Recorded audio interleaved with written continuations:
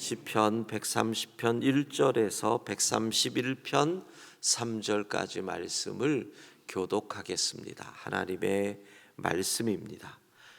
여호와여, 내가 깊은 곳에서 주께 부르짖었나이다. 주여, 내 소리를 들으시며 나의 부르짖는 소리에 귀를 기울이소서. 여호와여, 주께서 죄악을 지켜보실진대 주여 누가 서리이까? 그러나 사유하심이 주께 있음은 주를 경외하게 하심이니이다. 나 곧 내 영혼은 여호와를 기다리며 나는 주의 말씀을 바라는도다.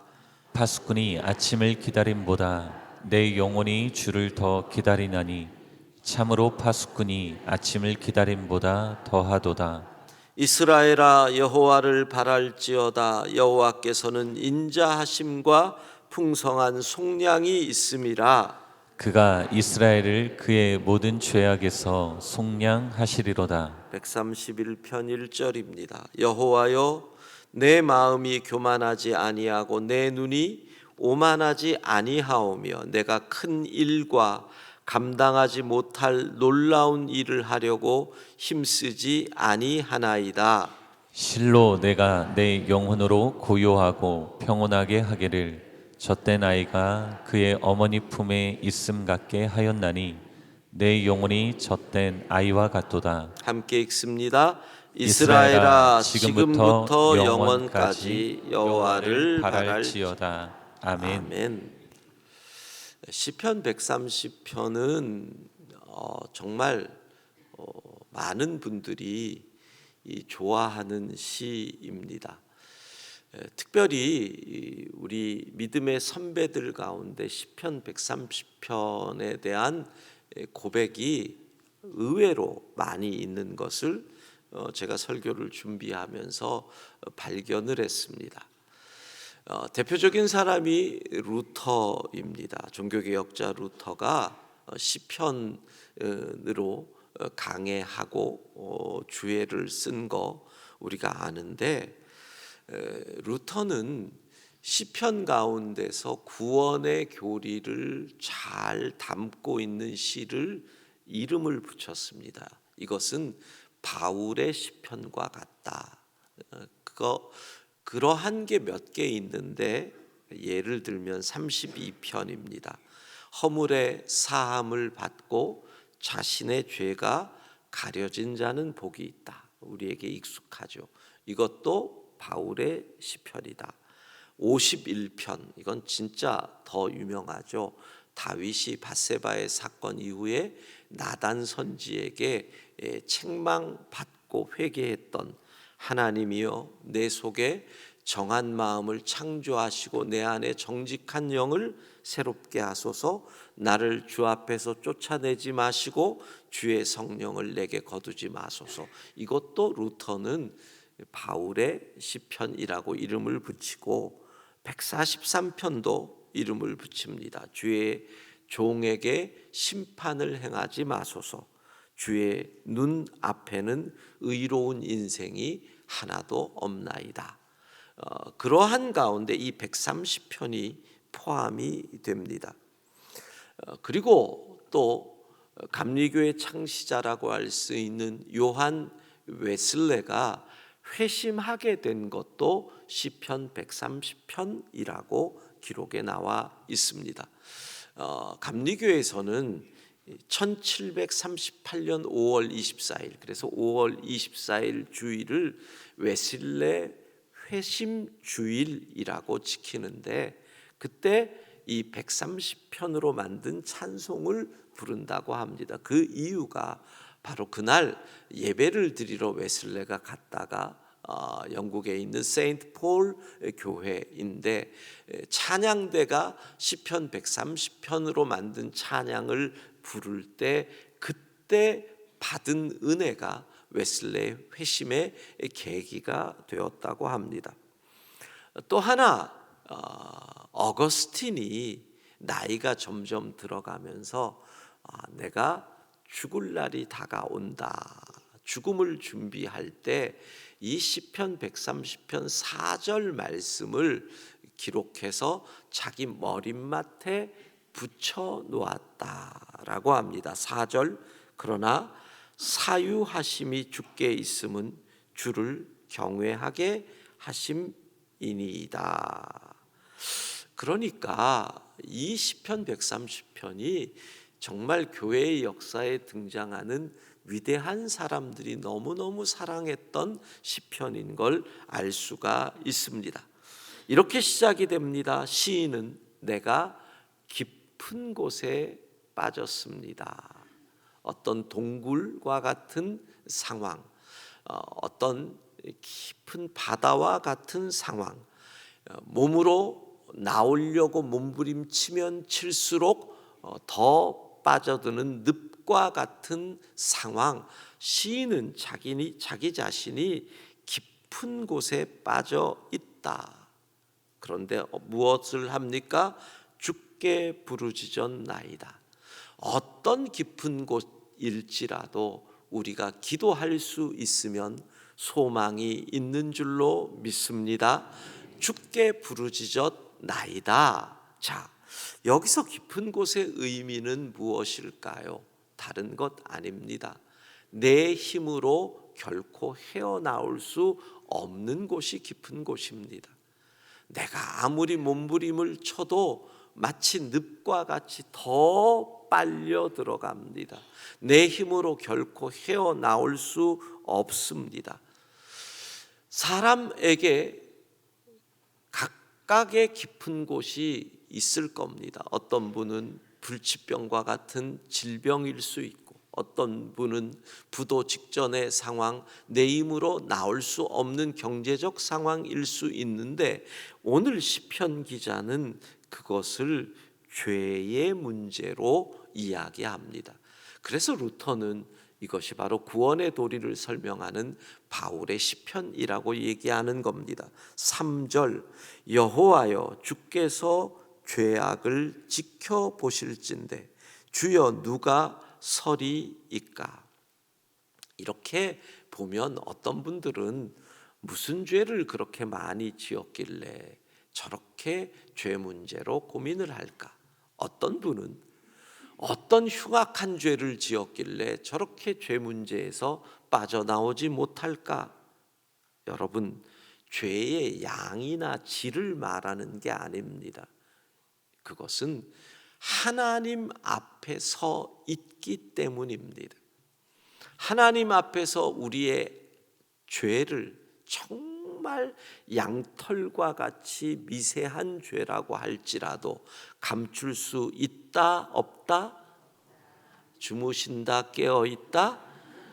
감출 수 있다 없다? 없다는 겁니다.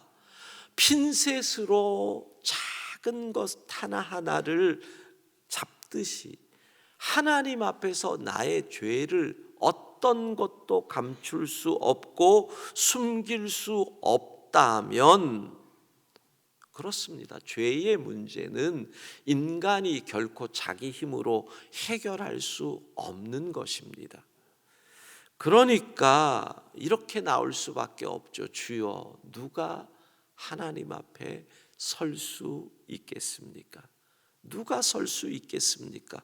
어떤 죄도 하나님 앞에서 피할 수 없고 숨길 수 없고, 그리고 모든 죄의 값은 반드시 죽는다.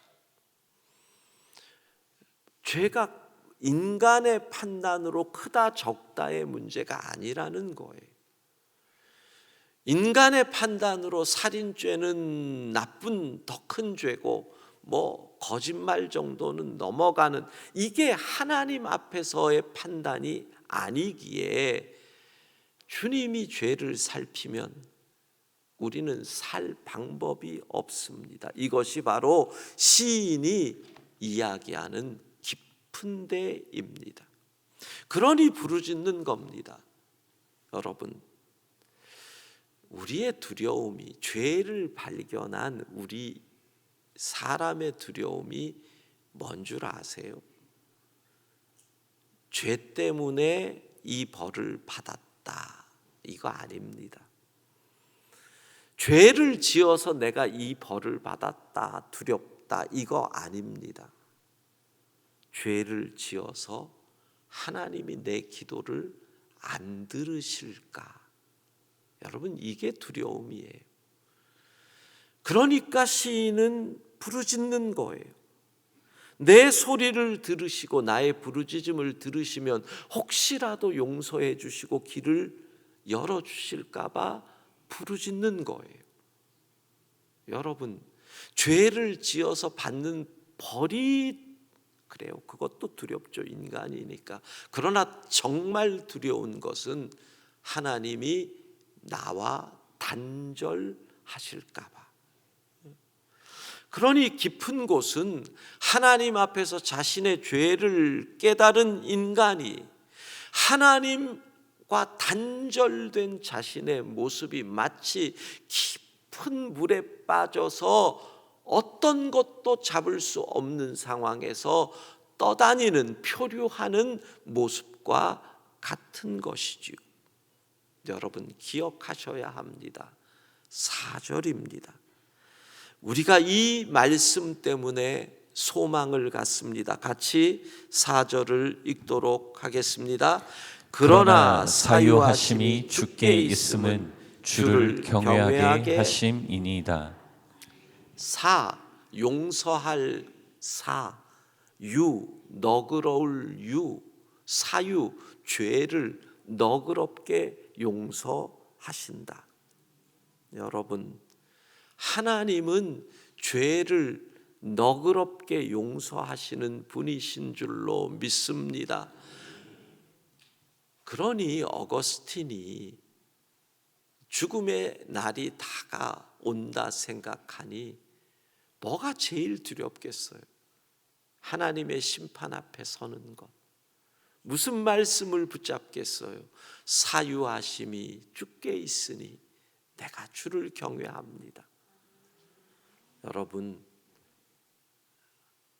죽음의 날이 가깝다 생각하시는 분은 오늘 집에 가서 4절을 적어서 침대 머리맡에 하나 붙여 놓으세요. 그렇잖아요.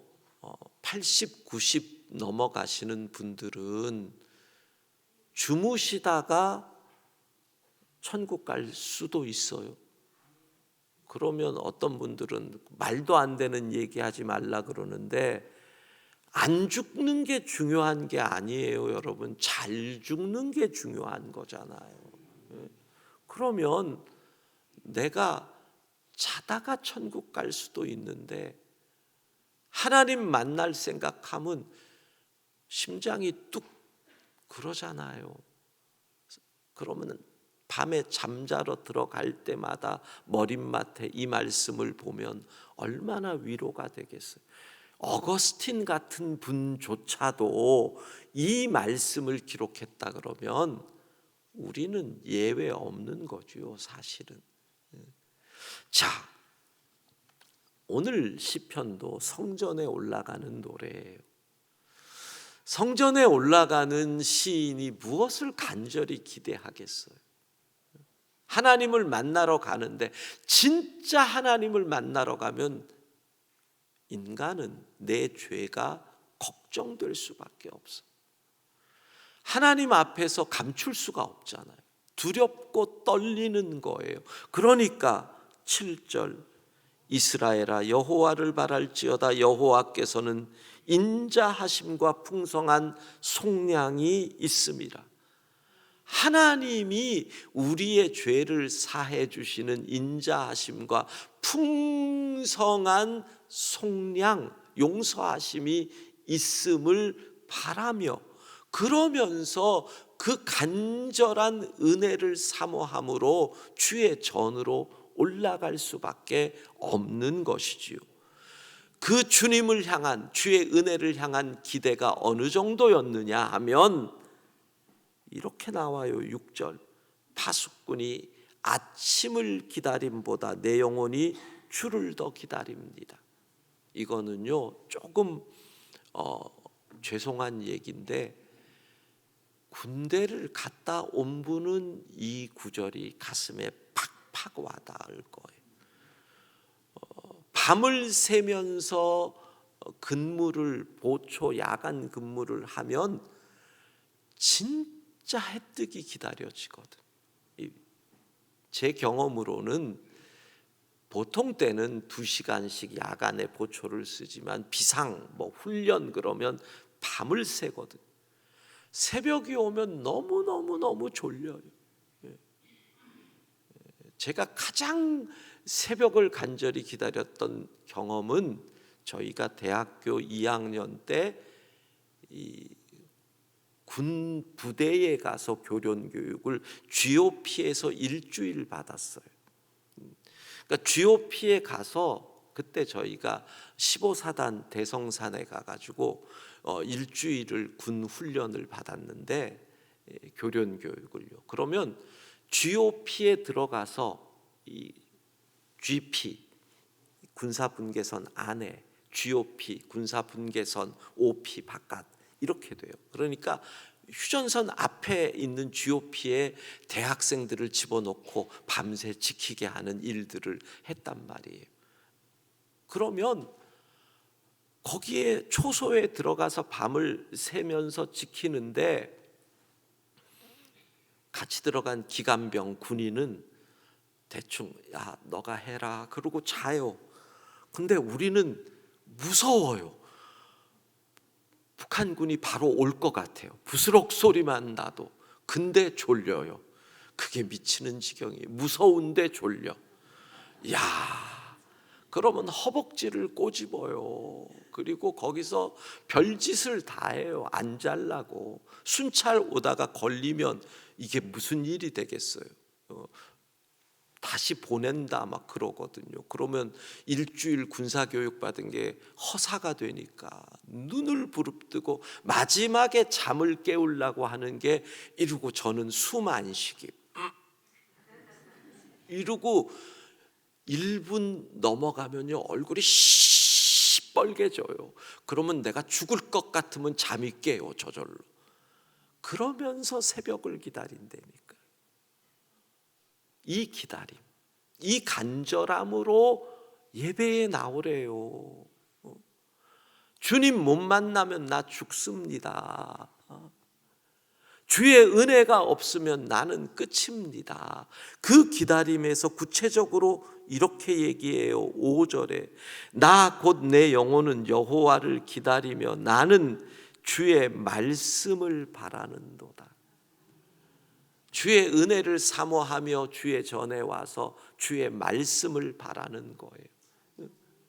사랑하는 성도 여러분, 주의 전에 나올 때마다 말씀을 바라야 돼요.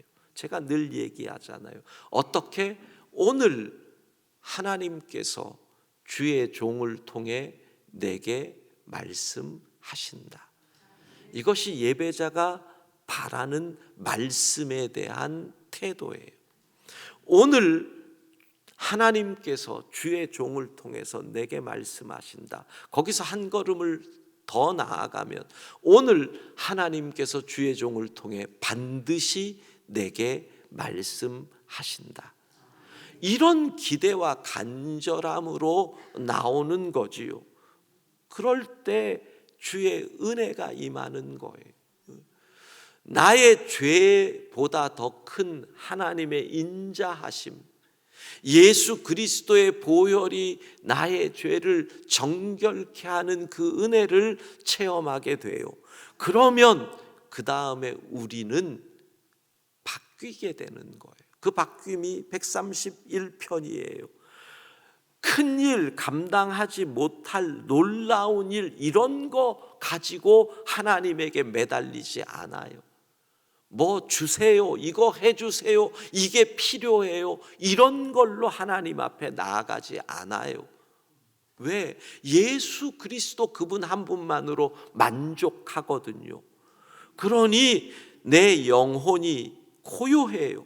마치 젖된 아이가 엄마 품에 있는 것 같은 만족함.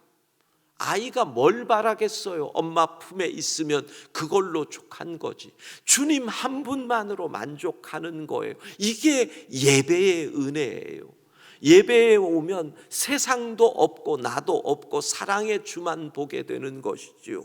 그래서 거기서 참 쉼을 얻을 때 뭐가 임해요? 평안이 임하는 줄로 믿습니다. 그 평안으로 내 삶의 자리로 내려가는 거예요. 무엇을 얻고 무엇을 갖고 무엇을 소유하고 누구를 없애고 내가 이기고 이게 문제가 아니에요.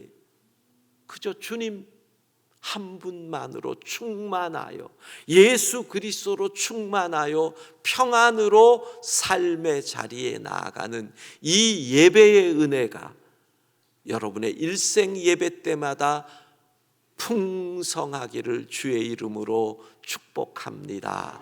기도하겠습니다. 자비하신 하나님, 주의 은혜 외에는 방법이 없기에 우리는 오늘도 주의 은혜를 간절히 사모하며 이 자리에 나왔습니다. 사유하심이 주께 있음을 믿사오니 인자하심과 풍성한 속량으로 우리에게 은혜를 베풀어 주옵소서. 예수 그리스도 한 분만으로 만족하여 예수님으로 충만하여 평안함으로 삶의 자리로 나아갈 수 있는 온전한 예배자 되게 하여 주옵소서. 하나님, 2024년 한 해를 결산하는 새벽을 2주간 깨우게 하시니 감사합니다. 새벽마다 부르짖었던 기도의 제목 주님 이미 알고 계시오니 주님의 시간에 주님의 방법으로 응답하실 줄로 믿습니다. 그 시간까지 견딜 수 있는 힘을 허락하여 주옵소서. 우리에게 주의 날 예배의 날을 주시니 감사합니다. 전 세계 곳곳에서 주의 이름으로 모이는 제단마다 은혜를 내려주시되 특별히 고난당하는 땅들, 저 우크라이나, 팔레스타인, 무슬림들이 사는 중동, 무엇보다도 북한 땅, 하나님 그 땅에서 숨어 예배하는 이들을 긍휼히 여기시고 그들이 예배드릴 때마다 하늘의 은혜를 평안을 더하여 주옵소서. 마음껏 하나님을 예배하는 날이 그 땅들마다 속히 임하게 하옵소서. 우리도 하나님을 예배합니다. 주의 날 예배하러 모이는 성도들을 마음마다 간절한 기대로 가득 차게 하여 주시고 예배 드릴 때 주의 음성 듣게 하여 주시고 예배 드릴 때 주님 우리를 만져주시고 예배 드릴 때 우리의 질병이 치유되고 예배 드릴 때 우리의 문제의 답을 얻게 하여 주옵소서. 하나님, 온라인 예배자들 성령으로 기름 부어 주시고 또 주의 전으로 나오는 성도들의 발걸음을 안전하게 지켜 주옵소서. 우리의 조국 대한민국에 샬롬의 은혜가 임하기를 원합니다. 우리의 조국 대한민국을 주의 손으로 붙잡아 주시고 이 일까지도 합력하여 선을 이루어 주옵소서. 예수님 이름으로 기도합니다. 아멘.